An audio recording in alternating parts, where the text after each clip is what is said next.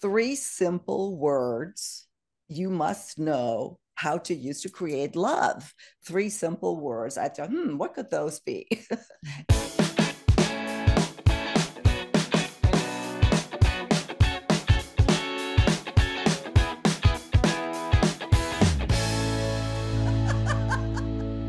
Thank you so much for joining us again on Second Act TV. Once again, I'm so happy to welcome back Bob Grant, the relationship expert, dating coach, and author of the bestseller Women Men Adore. Bob, thank you so much for joining us again. Thanks for having me again, Silky. Always enjoy talking with you. And today I have a bit of a baffling topic, or I should say I'm baffled by your topic a little bit when I read it, is three simple words you must know how to use to create love. Three simple words. I thought, what could those be? I read on, and your three simple words, yes, no, and maybe. And I'm, what? That's the answer. That's the total answer. I remember we were talking about it even before. It was like, what? And then we want to get some context with this. You know, for years being a coach, when I have people that would talk to me, some of them are in a crisis. It's obvious there was an alcohol problem, or there was maybe even abuse or infidelity. But some would say, it's just something was off. I couldn't kind of figure it out. And I mean, it's going well, but I'm just not sure. There's nothing they can point to tangibly, but they just got this gut feeling.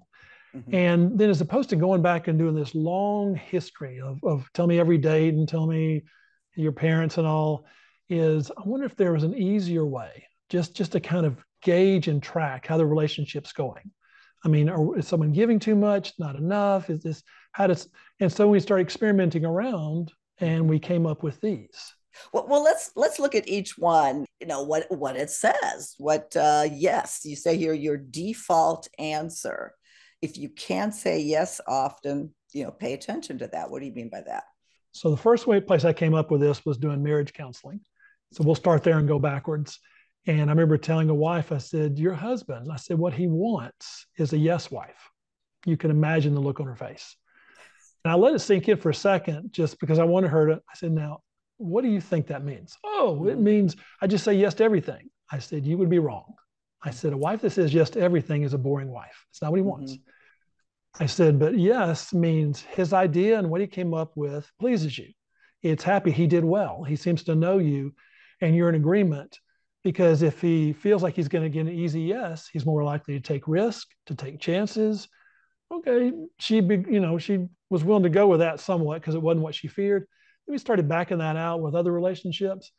And I found relationships where they do really well, they agree on a lot of things. And it's not because someone's just making themselves say yes. That's not. But they naturally want to do something with this shared activity, shares interest. And if that's the default answer, it's not you need to say yes all the time. It's let's pay attention if you're not. If we're saying no a lot, or if we're hesitant to say yes, why? What's bothering you, or what's off? And doesn't mean that that's a bad person, but is this a good fit, or is this something with me that, I'm more cautious, or maybe there's not my answer is no, until someone has to totally explain it to me. Well, that's going to be tough in a relationship where a man has to constantly, or woman, reassure and reassure. So yes is a good gauge as to how often am I saying yes? Why am I saying yes? Yeah, and probably with how much enthusiasm. With how much enthusiasm, that's a good point. I mean, it's because it should be something we're forcing. Well, and then let's go on to no. Say this whenever something goes against a strong conviction. So if yes is what we want to say often, no, we shouldn't have to say that much. If I'm having to say no a lot, what's the problem? Because if it's a strong conviction, man drinks and drives, the man screams at me in public, or whatever, the woman's disrespectful to me, making fun of me in front of my boss, whatever the thing is. Those things, if I don't say no, that means I'm swallowing it and I'm lying to myself and I'm pretending. It doesn't matter the reason, because she's really pretty, because he's so kind, because he's so rich, whatever the reason is. We probably wouldn't say this, but we've got this feeling is I'm afraid to lose him. If I'm going to keep someone and I have to sacrifice my conviction to keep them, we've got a lot of trouble coming up. because Mm-hmm. that numbing out process, there's only so long someone can do it. I mean, you can carry that years into a marriage. I don't want to lose him. I don't want to be someone that gives up. And they've lose the idea that no to a conviction is actually a gracious thing to do to the other person. Is that we don't want someone to love me, for me having to accommodate them. They Mm-hmm. deserve better than that. Yeah. So we want a good fit. And giving them a no actually helps relieve them that, oh, they say no when it's important. Mm-hmm. Otherwise, I can trust their yes. And Yeah. that's a great gift. That makes it easier for the other person.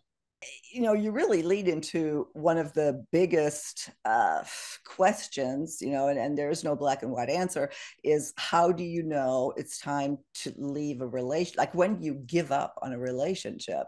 I mean, that's such a difficult question to answer when it comes to creating love. I mean, it's a fair question. And sometimes it's easy to think in terms of time. So certainly, if it's early on in the relationship, I like people to give it a little more time because we don't know the person. Mm-hmm. But it's more of why we want to break up. So if Mm-hmm. it's, I don't feel good around him, okay, what does that mean? What do you mean you don't feel good? I mean, I don't feel good. Yes, I got that part. You don't feel good. You don't Mm-hmm. feel good because, and someone willing to lean in and just listen to themselves, like, Mm-hmm. what's going on? I mean, I tell people, pay attention to how you feel when you're around them. I don't mean just for the instance. I mean, in general, how do you feel? Do you find yourself often anxious around them? Do you find that you don't feel free to speak around them? You're worried about saying the wrong thing. Early on, that's normal. Early on, we're Mm-hmm. new and they don't know us. Let's don't give them our full personality initially. But as they get to know us, we want to be able to be ourselves. So if you can't, pay attention to that feeling. Yeah. Oftentimes, if someone's willing to listen and slow down, Mm-hmm. why the breakup or why is because I don't want to live with this, whichever part it is, Mm-hmm. for the rest of my life. And this Mm-hmm. doesn't have to mean the other person's a bad person. Mm-hmm. If I'm someone that's spontaneous and there's another person that's very rule oriented and that's the way she is, it's Mm-hmm. just not a good fit. That's not good or Mm-hmm. bad. Mm-hmm. And to acknowledge that, a lot of folks will think in terms of, oh, I don't want to hurt them. You're more hurtful if Mm-hmm. you pretend to be someone you're not. Yeah. That does far more damage because you can't do that indefinitely. So I find the ones that are willing to slow down and listen, it'll become pretty clear when it's time to move on. It may be painful, but it'll be clear. Yeah, that is something that took me forever to learn. I mean, when I have these conversations now on the show, I mean, I just learn something every day, and you just realize if like that old saying, if I only knew back then what I knew now, it couldn't be more true. And that's I hope that our conversation today, helps bring up some of those aha moments, especially as we're recreating life after 50. You really don't want to waste a bunch of time on the wrong person. So, well, then the other simple word, maybe, that this is the default answer if you're unsure, not no. So with couples, one of the best gifts they can give each other is the benefit of doubt, Mm-hmm. as opposed to, or the presumption of innocence. It's Mm-hmm. easy to want to be reassured. So if I'm Mm-hmm. hurt, as I want to pull back, and the other person come to me, reach out to me because they're the one being the vulnerable one. And there's a place for that. But in doing so, that puts a lot of work on the other person. Now we've got to get into proving stuff. If there's a conflict or disagreement, as opposed to just saying no, let's save those for strong convictions. Mm-hmm. Remember, no is a door being shut. Mm-hmm. We don't want to shut doors a lot. I mean, if we're Mm-hmm. shutting doors a lot, it's no fun for either person, and the other person will quit trying. So maybe is something, again, tolerate's normally a bad thing. Acceptance is a better word. Is can I go along with it because they like it? Can Mm-hmm. I consider their opinion just because it's their opinion? It's not necessarily mine. Maybe buys me that time. Mm-hmm. Can we do this? I'd like to do this. Someone says, if I'm unsure, I say maybe. Maybe Mm-hmm. let's talk about it later. I'm not Mm-hmm. saying yes. I'm not saying no, because some things, even though they want you to say yes or no, for the Mm-hmm. sake of the relationship, I'm going to say maybe. I'm saying maybe as a courtesy to you. That I'm not just saying no. If you're asking me, do I like this? Well, no. But would I try this? Maybe. Whatever Mm-hmm. this is. And when that becomes more the word spoken more of, more maybes, when during times of indecision, then Mm-hmm. each person's free to take more risk. Because then if Mm-hmm. I really guess wrong, if I'm a man and I try to surprise her with something, did you like this? Oh, maybe. you'd have to word it a little differently. Yeah. But then it's okay. That's not different than just no, because no tells me I did it wrong. No Mm-hmm. tells me that's just out of bounds. Again, there's a place for no, Mm-hmm. but maybe it's just more, it's not necessarily my preference, or maybe now's not the right time. I mean, we have a discussion after maybe. So that's actually a good word. If I mean, for lack of a better interpretation, is a maybe does, as you said, it opens up communication either in your own head or jointly. Especially when we're talking for men, it's not that men don't talk. I'm with a group of men every week or so, and we talk, but we talk in short sentences. We talk Mm-hmm. about stuff we like to talk about. It's just a different thing. We talk about relationships. It's different in the sense of sorry, that's bad. Yeah, but it's not a process thing like it is with women. And Mm-hmm. so for us to talk that way, some of that is the willingness to try, but the other is how it's received. Mm-hmm. So if I'm going to stumble around in general and Mm-hmm. talk with women or talk to a woman, I got to know it's okay for me to stumble around and not quite get it right and to try things over here. And it's Mm-hmm. permission to fail and experiment with her. And a woman that makes it easy for a man to experiment is the man that's going to try more things. It's going to Mm-hmm. learn about her more versus I must get it right the first time or she's going to be upset. The fine line here is so important because as women, I think, and I'll ask you, women tend to do this more to accommodate men in the beginning that maybe ultimately later they'll regret. Again, I've done that to where I thought, oh, yeah, I like that. Oh, I can live with that. And yeah, let's try this. And while I wasn't being phony, I was genuinely being enthusiastic. But it wasn't, I'm accommodating, and I don't, where is that fine line of having that be a good thing versus a bad thing, which it ultimately was. So I love the gesture. What you're talking about is that I'm willing to try something. Mm-hmm. It's when it's pressed toward this is our favorite thing or this is what we should do. There usually it will come up if someone likes this or doesn't like it over time. Yeah. But the willingness to try stuff, I think, is a wonderful quality, not just in women, but in men too. I mean, the opposite, the total opposite is being rigid. Rigid's not really appealing. I mean, there's some things we are going to be rigid with just for their personalities and all, but we just don't want to be rigid with a lot of things. So that quality you're mentioning, I would describe as gold. Now, if Mm-hmm. someone starts acting that, oh, you're going to be this way the whole time, the Mm-hmm. nice thing with this is, well, maybe not all the time. So now I get to gently introduce. It's a gentle boundary, just Mm-hmm. gentle but firm.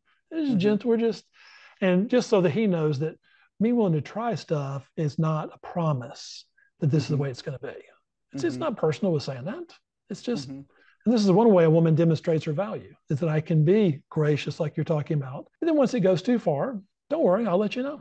Well, again, very interesting to me at least. And I want to hear from everybody out there to think about this. Just a simple yes, no, maybe, how that can really identify where you are in your relationship or how it's going. Bob, is there something I didn't ask? What else would you like to add in this conversation? When I've talked with folks with this, usually there's one of these three that someone's good at or their preference, and there's one they struggle with. So some folks, and I think you had mentioned this, let's just use you as an example based on what you said.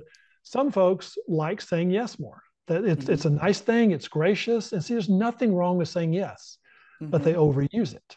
Mm-hmm. And we know that most people get in trouble overusing their gift. That's one of the biggest things that gets people in trouble because it's hard. What's wrong with my gift? Nothing's wrong with it unless it's stretched too much. Mm-hmm. And so they do that because the opposite of that is saying no. It's not that they can't say no. Like in your case, it's no doesn't feel good. No, man, I have to get so irritated to say no, and that's a struggle. So if it's Mm-hmm. someone like that, I'm asking them, so as opposed to waiting until your neck's about to break or until you're just so furious, is let's start purposely paying attention to stuff you like and don't like. Mm-hmm. And just I'm asking them just how many times do you say yes when you really didn't want to? And just make them aware to begin with. And because you're going to say no, either you're going to say no when you're furious or when you're Mm-hmm. burnt out, or you'll say Mm-hmm. no earlier. Saying Mm-hmm. no earlier is much more gracious because now I can say no calmly without being resentful. Mm-hmm. Opposite, someone else is that some folks, I'm not labeling, but in general, if I've been hurt a lot and I've learned to set boundaries, sometimes folks set so many boundaries that it's like wall upon wall, and they're looking for a way to say no. No one's going to take advantage of me. Whoa, hold on. Okay, so if we're going to let someone love us, we have to let them get close. Mm-hmm. You don't have to, but to love you do. Which means if you're saying no to stuff, is it really no, or you just, he didn't get exactly what you wanted, or she didn't say it exactly the way you wanted to? And how can you say yes? Oh, if I say yes, they're going to think, no, no. Then if it's too much, you'll tell them. See, for Mm-hmm. them, it's going to involve more vulnerability, Mm-hmm. and it takes some practice with that. And there are some that do it black or white. It's either yes or no. I'm like, no, you don't have to have the answer all the time. Mm-hmm. Maybe is when you're stuck because they try to force a solution. We're going to solve Mm-hmm. this right now. We're going to fix this. No, no, Yeah. it may not be time. This may be too big a thing to resolve right now. Mm-hmm. Let's just say maybe let's agree on this right now, and then maybe we can finish this later. So usually look for one of those three things that's your trouble spot, and just be curious with that. And how can I start not ignoring that one, but just pay more attention to that so that I don't overuse the one that I'm good at? Great. Well, again, lots of stuff to think about here. I'm looking forward to the comments, looking forward to the questions. As usual, we'll link to all of your information to your website. In fact, go to Bob's website. Bob has a free gift there for you. And if you need some private coaching, I know a lot of you have already contacted Bob last time he was here. Please go to the website. All links will be below in the show notes. And Bob, I look forward to having you back again soon on Second Act TV. Thanks, Silky. It's nice being here again.